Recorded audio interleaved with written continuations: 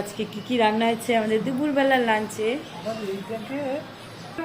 এই দেখো আজকে কি কি রান্না হয়েছে আমাদের বাড়িতে দুপুরবেলা একদম লাঞ্চে, পুরো থালা সাজানো।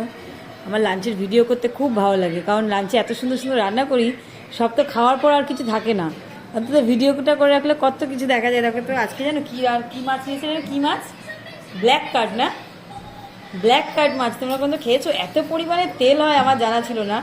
আজকে মাছের তেলে আমার মাছ ভাজা হয়ে গেছে, আর মাছের ঝোলও হয়ে গেছে। দেখো ব্ল্যাক কার্ড মাছের ঝোল করেছি একদম কষা কষা করে। আর এটা হচ্ছে চাল কুমড়ো ভাজা, চাল কুমড়ো ভাজা এই ব্ল্যাক কার্ড মাছের মাথাটা দিয়েই হয়ে গেছে। আর সাথে হচ্ছে ঘুগনি। আর এটা দেখবে দেখো কত সুন্দর, কতগুলো বড়া ভেজেছি একদম, মাছ, মাছের তেল। দেখো গরম গরম বড়া ভাজা দিয়ে এখন মা খেতে বসছে, লেজ খাচ্ছে। আর হচ্ছে সজনে দিয়ে ডাল হয়েছে, এখন সজনের সিজন, যত করে সজনে ডাটা খেয়ে নাও। আর পাঁচমিশালি সবজি, ভাত। এটা হচ্ছে আজকে আমাদের দুপুরবেলার লাঞ্চ। কেমন লাগছে ভাজাটা খেতে? খুব ভালো লাগছে।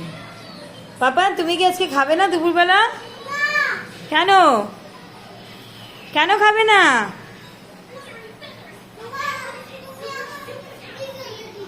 কি ভেজে দেবো?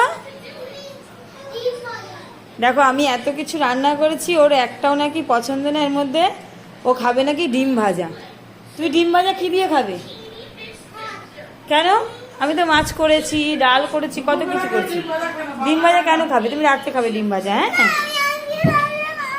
তুমি রাত্রে ডিম ভাজা খাবে। চলো এখন এমনি ভাত খেয়ে নাও, চলো। না এখন ডিম ভাজা খায় না শোনা, ডিম ভাজা আমি রাত্রে করে দেবো, চলো। দেখো যে এখন আমাকে ডিম ভাজা করতে হবে, নাকি ভালো লাগছে না।